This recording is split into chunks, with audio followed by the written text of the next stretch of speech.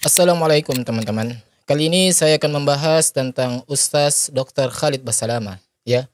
Mungkin dahulu kita masih ingat, ya, yang kalau kami duga pernah beliau ini ya diolok-olok oleh seorang Gus Miftah. Namun apa yang beliau lakukan terhadap olok-olokan tersebut, ya? Beliau Ustaz Dr. Khalid Basalamah tidak membalasnya. Ia membalas dengan olok-olokan juga, bahkan tidak membalas sedikit pun, yaitu seperti dengan cacian ataupun makian. Ya, tetapi apa yang kemudian dilakukan oleh Gus Miftah teman-teman ya, ketika itu membuat suatu wayang. Lalu kemudian wayang tersebut, itu digambar bagian wajahnya itu mirip seperti wajahnya Ustadz Dr. Khalid Basalamah. Alhamdulillah, wasyukurillah sudah selesai. Yang bergawe ya, fa insya Allah dengan senang hati. Masya Allah, Masya Allah. Coba lihat teman-teman ya, ulama kita ya, yang sama sekali di isi kajiannya tidak pernah mengajarkan orang untuk membenci pemerintah. Ya, dibuat ya sedemikian rupa seperti ini teman-teman. Ya semua orang pasti paham dan tahu wajah ini itu mirip siapa. Ya kan? Coba kita lihat. Ya. Hormat kamu bola ndok bateng itu nang Jawa mbok usik-usik. Kamar di kamar mbok ganggu ki cangkemmu apa? Dan keburukan bagi kami, bagi keluarga kami, bagi negara kami, bagi agama kami. Masya Allah. Ustaz Khalid Basalamah langsung berdoa di padang Arafah. Masya Allah, merinding saya teman-teman. Ya, la haula wala quwwata illa billah. Maka kembalikan tipu daya mereka kepada diri mereka sendiri. Jangan engkau biarkan siapa Orang beriman, orang berilmu itu santai menghadapi orang-orang yang semacam ini. Ya Allah, lindungi kami dan berikan mereka hidayah kalau mereka orang-orang yang baik atau masih dalam hatinya kebaikan. Ya memang ya teman-teman, Ustadz Dr. Khalid Basalamah itu pernah ditanya tentang suatu hukum wayang. Ya. Jadi Ustaz Dr. Khalid Basalamah itu menjawab sesuai dengan kapasitas ilmunya yang dipelajarinya, yaitu ketika beliau masih belajar di Universitas Islam Madinah. Dan berkaitan wayang tersebut itu, ya Gus Miftah itu dengan Ustaz Dr. Khalid Basalamah itu berbeda pandangan tentang ya terkait wayang. Akan tetapi ya Gus Miftah malah kami duga ya mengolok-olok Ustaz Dr. Khalid Basalamah dan menghinakan beliau, yaitu dengan mengundang para dalang untuk datang ke tempat pondoknya Gus Miftah. Ya kemudian dibuat suatu acara ya di situ ya atau pagelaran wayang lah. Ya namun apa yang terjadi? Ya pagelaran tersebut kalau kami lihat dan duga ya justru malah menghinakan Ustadz Dr. Khalid Basalamah. Ya tetapi yang Masya Allahnya adalah walaupun diperlakukan seperti itu oleh Pak Miftah, ya Ustadz Dr. Khalid Basalamah itu tidak sedikit pun marah. Ya tidak sedikit pun mencaci maki, mengeluarkan kata-kata kasar yang jorok kepada Gus Miftah. Ya, Ustadz Dr. Khalid Basalamah itu justru sabar ketika diuji oleh Allah Subhanahu wa taala. Nah, teman-teman, mungkin baiknya kita simak lebih dulu ya video dari Ustadz Dr. Khalid Basalamah yaitu tentang perlindungan Allah bagi orang-orang yang terzalimi. Ya, dan mari kita simak videonya berikut ini. Teman-teman sekalian, jangan pernah balas kebodohan dengan kebodohan, tapi balas kebodohan dengan kepintaran. Orang teriak, jangan pernah balas kebodohan dengan kebodohan, tetapi balas kebodohan itu dengan kepintaran. Ya, Masya Allah, kita harus catat nih. Cuma biarin aja. Jangan kita ikut-ikutan. Kalau ada dua orang, dua-duanya ribut. Dua-duanya jelek nggak? Dua-duanya sama jeleknya. Biar tampannya bagaimana jadi jelek juga. Matanya belalak, mulutnya besar-besar, kelihatan ludahnya muncrat semua. Jadi jelek. Kata Nabi SAW, kalau dua orang bertengkar, maka yang memulai pertengkaran dilaknat sama Allah. Yang diam ini dikasih pahala. Sampai rivalnya ini balas. Kalau kita ikut balas, maka kita juga sama dengan dia. Jangan balas kesalahan dengan kesalahan, kebodohan dengan kebodohan. Kita digibah, kita juga gibah, itu kebodohan. Astagfirullah. Masya Allah. Ada satu hal yang saya ingin beratkan teman-teman sekalian, penting sekali. Allah yang maha tinggi dan maha pemurah selalu mengawasi kita dengan keadilannya, dengan keluasan ilmunya. Hukumannya memang benar akan datang kepada pelanggar, perlindungannya memang datang kepada orang-orang yang terzalimi, pasti. Pasti, ya kata Ustaz Khalid Basalamah, pasti. Renungi riwayat ini. Musa alaihissalam pernah satu waktu berkata kepada Jibril alaihissalam, sampaikan kepada Allah, saya ingin melihat keadilannya Allah. Iya. Allah balas melalui Jibril alaihissalam, sampaikan kepada Musa, hai Musa, kau tidak bisa sabar kalau mau menilai keadilanku. Kau manusia, punya kapasitas. Susah kau mau menilai keadilannya sang pencipta. Kata Musa, dengan taufikmu ya Allah, saya akan coba. Baiklah. Allah tunjukkan satu kejadian saja, satu kasus saja. Hai Musa, pergi ke mata air ini. Pergilah Musa alaihissalam ke mata air ini. Masya Allah.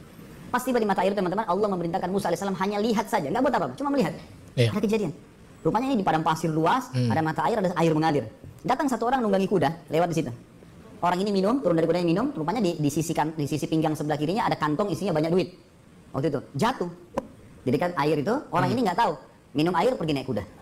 Iya. Musa alaihissalam lihat ini kejadian pertama ya. Nggak lama kemudian datang anak kecil umurnya 9 tahun 10 tahun belum balik datang. Minum air di situ, dia lihat ada kantong duit, diambil sama anak itu. Pergilah anak ini. 2. Yang ketiga, datang orang buta. Orang buta ini mau sholat. Dalam kisah ini dikatakan mau sholat. Allahu alam pada zaman Nabi Musa alaihissalam sholatnya apa sama dengan kita nggak tahu. Yeah. Tapi jelas mereka sudah ibadah, sholat gitu kan. Apakah jumlah rakaatnya sama? Allah alam, karena kita tahunya jumlah rakaat kita berbeda dengan Nabi Musa alaihissalam, karena Musa sendiri waktu kejadian Isra dan Mi'raj meminta kepada Allah Muhammad SAW agar meminta diringankan sholatnya kan? Iya benar. Masya Allah, masya Allah. Baiklah. Orang ketiga ini wudhu, orang buta. Dia dengar suara air, dia wudhu. Waktu dia lagi wudhu mau sholat, orang yang naik kuda kembali. Dia cari mana uangnya nih. Lalu dia bilang, Pak buta, kamu yang ambil uang saya. Kata orang buta itu, saya nggak ambil uang. Saya buta, uang apa? Saya nggak bisa lihat. Enggak, kau pasti ambil uang. Tadi saya turun di sini, saya minum sini, uangnya jatuh di sini. Enggak, ribut, cekcok. Akhirnya si penunggang kuda membunuh si buta. Iya. Sudah selesai. Buyar gitu. Sudah bubar sekarang. Pergi orang yang itu, uangnya sudah hilang, si buta sudah mati di situ. Musa alaihissalam lihat. Musa berdoa sama Allah, ya Allah, saya nggak sabar lihat ini. Iya. Ini kejadian. Mereka nggak saling tahu di ceritanya, tapi Musa lihat dengan mata kepala, jadi tahu kasusnya kan. Lalu Jibril datang mengatakan, hai Musa, Tuhan mau mengirimkan salam kepadamu dan mengatakan, makanya sudah dikatakan kau tidak akan sabar, hai Musa. Tapi perlu kamu tahu, Tuhanmu Allah maha mengetahui dan maha adil. Begini ceritanya. Iya. Si penunggang kuda itu tadi yang jatuh duitnya dengan hikmah Allah jatuh dari dia. Itu adalah tuannya, majikannya, anaknya, ayahnya si anak yang mengambil uang. Masya Allah. Anak ini tidak tahu kalau ini majikan ayahnya dulu. Iya. Masya Allah. Tapi rupanya ayahnya si anak ini pernah bekerja sama si penunggang kuda. Pernah bekerja sama penunggang kuda ini tidak memberikan gajinya. Dan subhanallah gajinya senilai kantong itu. Allahu Akbar, Allahu Akbar. Masya Allah, betapa indahnya ya kalau kita melihat skenario Allah teman-teman ya dalam mengatur segala urusan itu. Jatuh dengan hikmah ilahi. Anak ini nggak tahu kalau ini dulu yang zalimi ayahnya. Dia datang mau minum di padang pasir, ada duit diambil. Iya. Allah dengan kemahadilannya memberikan haknya si ayah anak ini dengan caranya. Allahu Akbar, Allahu Akbar, Allahu Akbar. Masya Allah. Lalu yang buta bagaimana? Kata Jibril alaihissalam, si ayah ini, ayahnya anak, pada saat dia tidak dikasih gaji oleh penunggang kuda, dia pun mencari kerja di sana sini, sampai akhirnya dia bertemu sama si buta. Ini si buta dulu bukan orang buta. Lalu si buta ini dengan sebuah kejadian membunuh ayahnya si anak. Jadi dua orang ini yang jatuh duitnya penunggang kuda pernah mengambil hartanya ayahnya si anak. Si buta ini bunuh ayahnya si anak. Anak ini nggak tahu. Ini juga penting ya untuk kita renungi bersama. Entah itu untuk diri saya pribadi dan untuk kita semua teman-teman. Bahwa segala perbuatan kezaliman sejatinya itu akan kembali kepada diri kita sendiri juga. Ya cepat ataupun lambat. Astagfirullah. Ya. Ayo kita perbanyak istighfar teman-teman. Ya. Saya dan kita semua. Ya mungkin dahulu-dahulu kita sudah memiliki masalah begitu banyak. Ya kita pernah berbuat zalim terhadap orang. Ya mari kita berbanyak istighfar. Bertobat kepada Allah Subhanahu Wa Taala.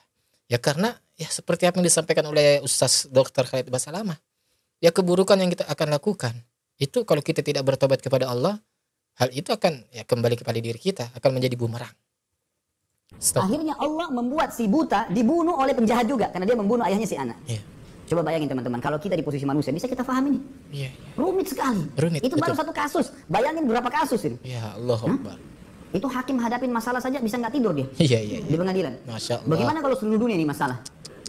Apa yang kita bisa ambil pelajaran dari kisah ini teman-teman sekalian? Bagaimana Allah mengawasi, mengontrol, dan kalau orang beriman berada di relnya Allah nggak usah khawatir. Nggak usah jadi orang munafik, nggak usah jadi orang kafir, orang mukmin enak. Astagfirullah. Dan Allah maha adil, Benar, pasti memberikan hak kita. Bayangkan ayahnya si anak ini sudah mati loh. Iya. Allah masih kembalikan haknya dengan caranya Allah. Allah mengatakan dalam Al-Quran, A'udzubillahi minasyaitonirrajim, innahum yakiduna kaida wa akidu kaida. Mereka mau ngatur tipu daya, aku juga mengatur tipu daya kata Allah. Masya Allah. Nggak bisa buat apa-apa mereka. Jadi teman-teman sekalian nggak usah khawatir. Ada banyak orang lemparkan isu umat Islam lagi terdesak nanti akan dibantai isu semua. Kita punya wahyu dari langit. Orang beriman akan menang. Selesai konsepnya. Masya Allah. Suatu prinsip yang luar biasa yang dimiliki oleh Ustaz Khalid Basalamah teman-teman ya. Terbunuh mati syahid. Tertolimi ambil haknya di akhirat. Nggak ada yang hilang. Nggak ada yang hilang. Jadi bagaimana saja kita berada di realnya Allah. Dan setiap kali antum menghadapi sebuah masalah teman-teman sekalian, yang paling pertama lakukan muhasabah diri sendiri dulu. Nah teman-teman, jadi itulah ya, sangat Masya Allah. Ya, kita dapat ilmu lagi nih dari Ustadz Dr. Khalid Basalamah. Jadi Allah itu memang maha adil. Dan kesimpulannya teman-teman ya, apapun yang kita perbuat kepada seseorang yang dimana seseorang tersebut itu kita berbuat zalim kepadanya nih ya, pasti itu ada balasannya suatu saat nanti. Ya, cepat ataupun lambat. Ya, seperti masalah yang sekarang ini terjadi. Ya, tentang masalah Gus Miftah. Ya, dahulunya Gus Miftah ini menghinakan Ustadz Dr. Khalid Basalamah. Ya, digambar wajahnya di wayang. Ya, dipukul, olok-olok sedemikian rupa. Ya, digambar wajah beliau, di mana wajahnya itu mirip Ustadz Dr. Khalid Basalamah. Ya, dipukul wajahnya. Ya, tetapi Ustadz Dr. Khalid Basalamah itu ya santai-santai saja menanggapinya. Beliau sabar, tidak kemudian membalas hal itu dengan cacian makian. Bahkan tidak melaporkan hal tersebut kepada pihak yang berwajib. Ya, dan itulah bedanya dengan antara orang yang berilmu dengan yang tidak berilmu, teman-teman. Ya, Ustadz Dr. Khalid Basalamah sudah kita tidak ragukan lagi bahwa beliau ini memang benar-benar ulama yang pantas untuk kita contoh ya sikap ataupun perbuatannya. Kita ambil ilmunya, ya terkhusus dalam perkara kesabaran ketika ada orang yang menzalimi kita. Ya, Masya Allah, kita mendapat ilmu lagi nih yang sangat bermanfaat sekali dari Ustadz Dr. Khalid Basalamah.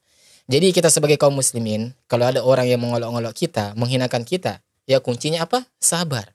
Ya sabar. Pasti orang itu akan mendapat balasannya kalau orang tersebut belum bertaubat kepada Allah. Allah itu Maha Adil, teman-teman. Allah itu tidak tidur. Ya, subhanallah. Ya, jadi itulah ya, kita mendapat sekali lagi ilmu yang sangat bermanfaat dari Ustadz Dr. Khalid Basalamah. Dan lagi-lagi teman-teman, lagi-lagi ya, ini seharusnya membuat kita ini tersadar bahwa justru orang-orang ya yang selalu dicap sebagai Wahabi, ya justru kita dapati dari mereka itu memperlihatkan akhlak yang santun, ya ilmu agama yang Masya Allah, ya yang sangat berisi.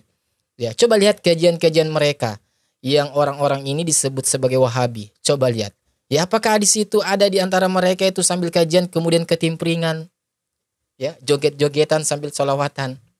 Ya, adakah kemudian di antara mereka yang dicap sebagai Wahabi itu, ya, seperti ya Ustaz Khalid Basalamah, Ustaz Syafiq Reza Basalamah, Ustaz Firanda Andirja, ya Ustaz Omar Mitato dan yang lain sebagainya. Coba lihat, adakah di antara mereka itu yang pernah menggoblok-goblokin pedagang es, pernah menggoblok-goblokin jamaahnya, atau ada pernah bertanya, ya, mengatakan kepada jamaahnya, ya suaranya aja bagus, gimana? Maaf ya, desainnya. Coba. Kan viral tuh video daripada Pak Miftah itu yang berkata seperti itu kepada jamaah wanita. Ya, apakah hal semacam ini itu kita dapati di antara mereka yang sering dicap sebagai Wahabi? Ya kan? Ya, jadi ayolah ya, siapa sekarang ini semua orang umat ini sudah cerdas. Ya, mereka-mereka yang dicap sebagai Wahabi, ya mereka-mereka ini yang digelari lakop-lakop Wahabi, sebenarnya mereka itu ya sengaja diberi framing seperti itu agar jamaah ini, agar umat Islam ini itu ya tidak mengambil ilmu daripada ustaz-ustaz yang seperti itu.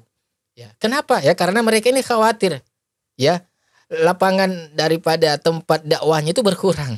Ya, orang yang dahulunya mungkin seneng nih sholawatan sambil jogetan, ya kemudian mendengar ceramah sunnah atau kajian sunnah, orang akan meninggalkan hal-hal tersebut. Yang dahulunya mungkin sering minta-minta di kuburan, kemudian karena kajian sunnah biiznillah, orang tidak akan lagi minta-minta di kuburan. Akhirnya kuburan itu sepi. Akhirnya kalau sepi otomatis ya pemasukan infak itu berkurang dong. Ya, jadi seperti itu teman-teman ya. Jadi ada memang di antara oknum-oknum ini yang tidak menyukai dakwah sunnah karena seperti itu. Ya, tetapi bagi kita orang yang memiliki akal, ya kita ini bisa berpikir mana sebenarnya orang yang pantas kita ini untuk ambil ilmunya dan mana yang orang tidak pantas untuk kita ambil ilmunya. Mana ulama yang mengantarkan kita kepada surga dan mana ulama yang justru mengantarkan kita kepada, ya silakan jawab sendiri.